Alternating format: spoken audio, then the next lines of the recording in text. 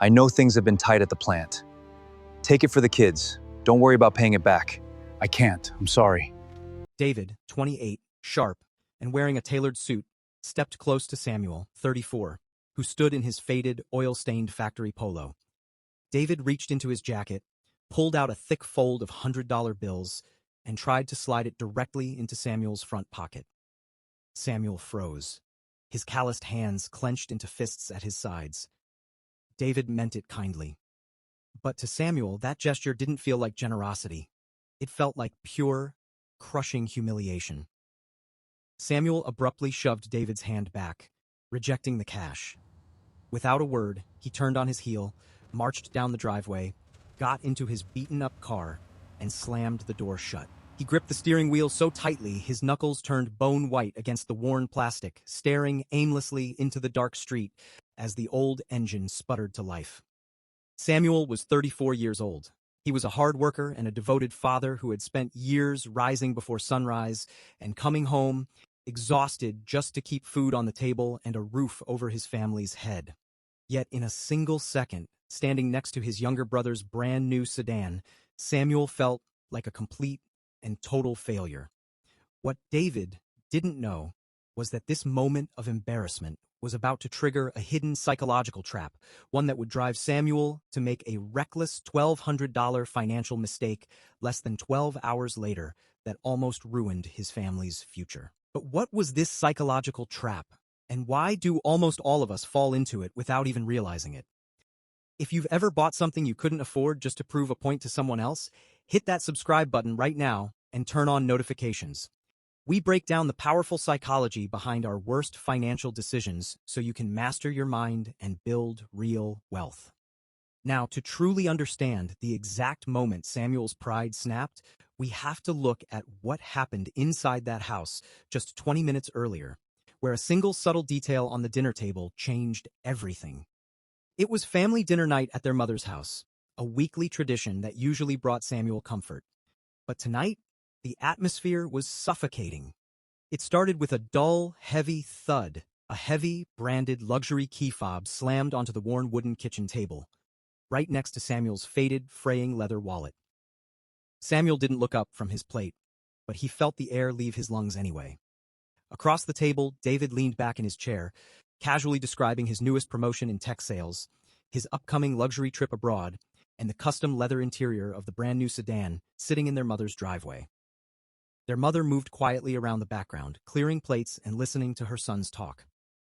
It was right after she stepped away to the sink that David excused himself and motioned for Samuel to follow him out to the driveway under the pretense of showing him the car's engine. That was where the painful moment happened, where David pulled out that stack of $100 bills and tried to slip it into Samuel's pocket, setting off the emotional explosion that sent Samuel driving home in complete, agonizing silence. But to understand why that cash offer cut Samuel so deeply to his core, you have to look at the invisible growing rift between the two brothers that had been building for over a decade. Samuel hadn't always felt this way.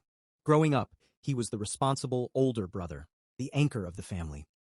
While David was still in college figuring out his path, Samuel had taken a job at the local manufacturing plant straight out of high school to help support the family. He sacrificed his own higher education so his mother wouldn't drown in bills. For over a decade, Samuel took pride in his work. He learned to operate heavy machinery, worked double shifts, and picked up weekend overtime whenever the plant offered it. He met Claire, bought a modest starter home, and started raising two bright, energetic kids. Every dollar Samuel earned was hard-won through physical strain, sweat, and endurance. He had built a quiet, respectable life. But over the last 2 years, a sudden shift occurred that threatened to destroy everything he had built. Rising inflation meant his grocery bills skyrocketed. The plant cut back on overtime hours to save on operating costs. The family's old water heater broke down, forcing Samuel to drain a chunk of his emergency fund. At 34, he found himself living paycheck to paycheck, calculating every single expense down to the penny just to ensure his kids could participate in school activities and have decent shoes on their feet. Meanwhile, David's career in tech sales took off like a rocket. David worked in air-conditioned offices, flew first class for work conferences, and posted photos on social media of expensive meals, fine watches, and weekend getaways. Nobody in the family was trying to hurt Samuel.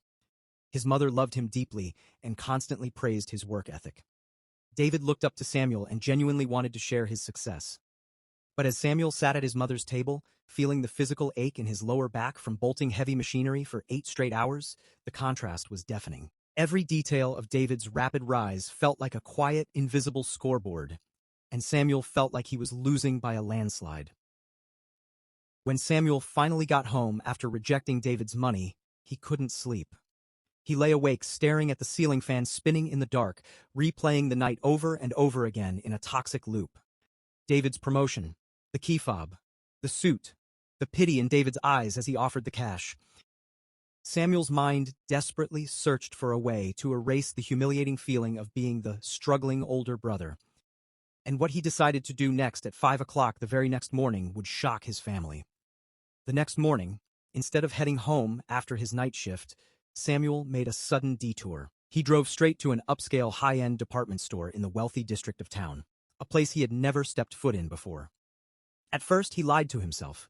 He told himself he was just browsing, just looking around to pass the time. Then he walked past a glass display case and saw it, a sleek, polished luxury watch with a leather strap. It was elegant, commanding, and screamed success. He asked the clerk to see it. He picked it up and felt its heavy weight in his palm. It was far more expensive than anything he had ever owned. Instinctively, his rational mind screamed at him to put it back. But then, a quiet thought entered his head, one that completely overrode his logic. Imagine what David would think if he saw this on my wrist. Samuel turned around and saw a designer leather jacket hanging on a nearby mannequin. He pictured himself walking into the next family dinner, wearing that jacket and that watch. His brain began churning out dangerous, highly convincing rationalizations. I've worked 80 hours a week for years. I deserve something nice for once. What's the point of saving every single penny if I'm going to spend my entire life feeling like the poor brother? People treat you differently when you look like you have money. This isn't irresponsible. It's an investment in how people see me. He walked up to the counter and bought both. The total came out to exactly $1,200. That $1,200 wasn't play money. It was the exact sum Samuel and Claire had meticulously saved over 6 months, strictly reserved for their upcoming semi-annual car insurance payment and their household emergency cushion. He knew that. He knew the massive risk he was taking. But as the cashier handed him the heavy, glossy shopping bag, something strange happened in his brain. The tightness in Samuel's chest magically disappeared. He unboxed the watch right there in the parking lot and strapped it onto his wrist.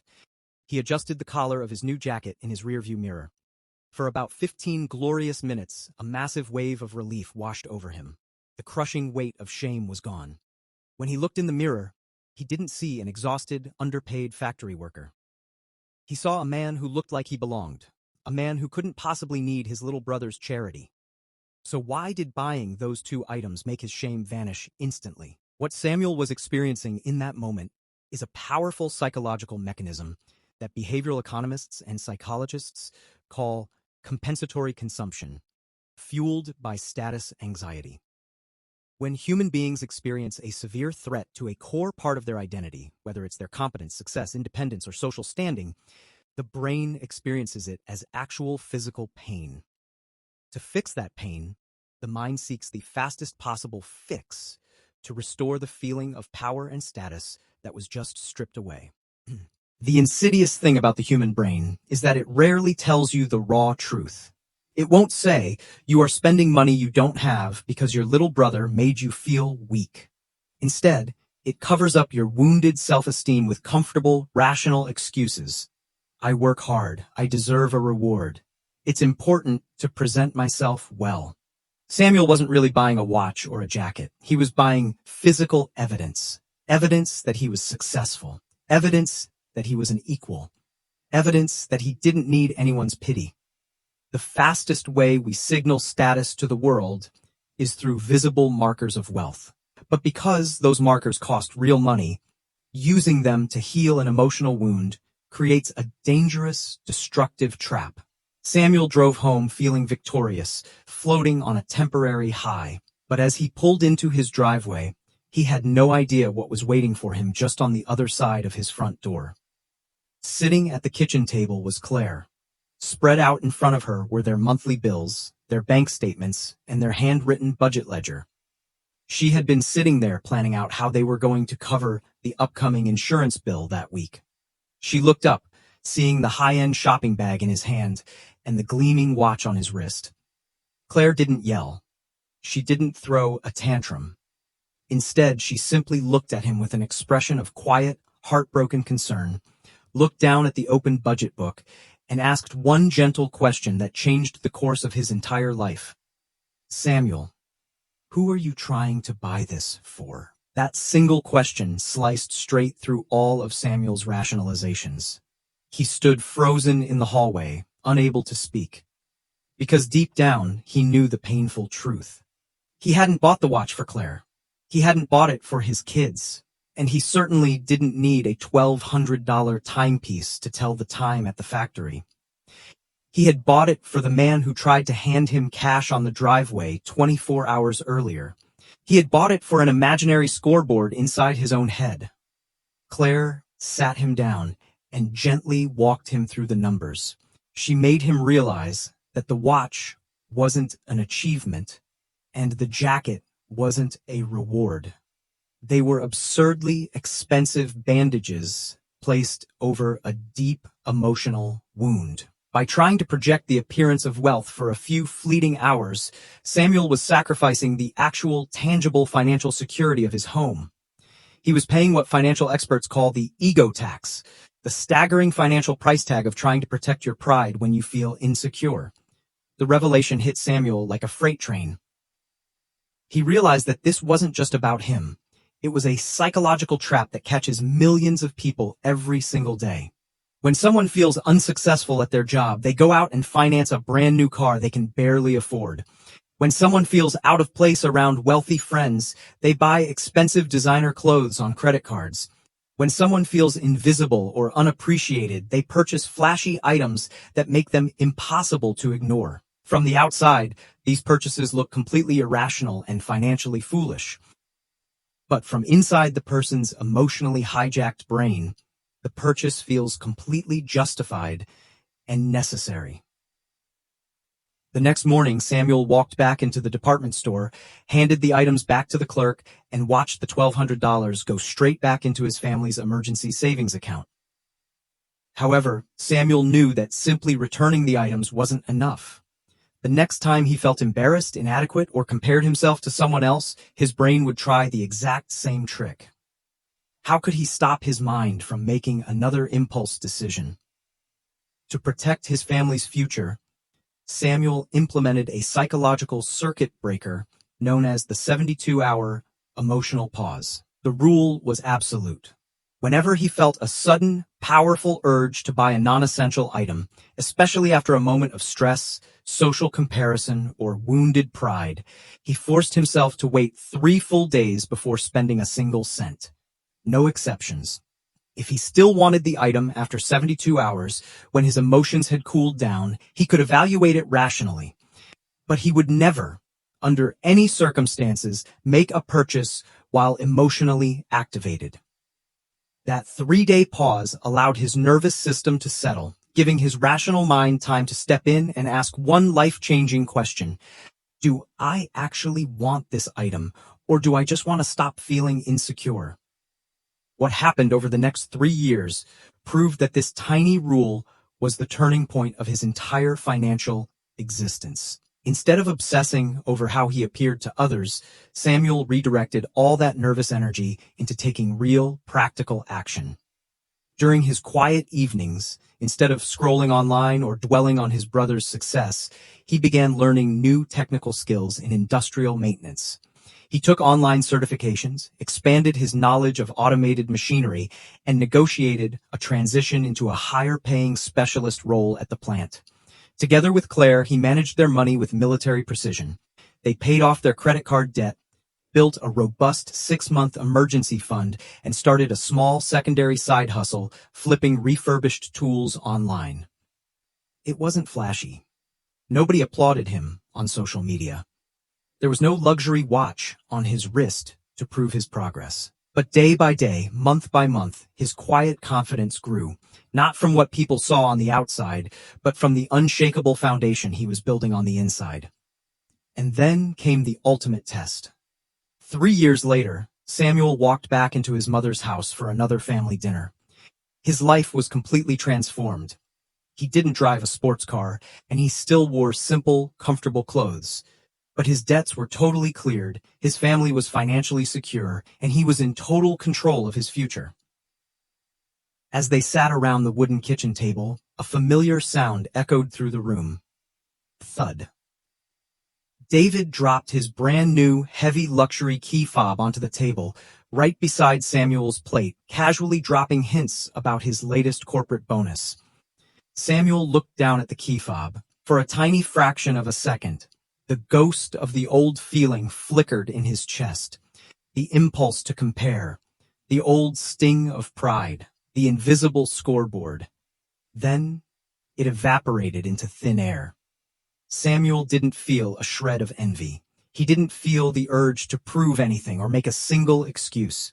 He simply looked at his brother, offered a genuine warm smile, and passed the salad bowl down the table. Because Samuel had finally learned the ultimate truth about true success. The most dangerous purchases we ever make aren't the ones we make because we love the item.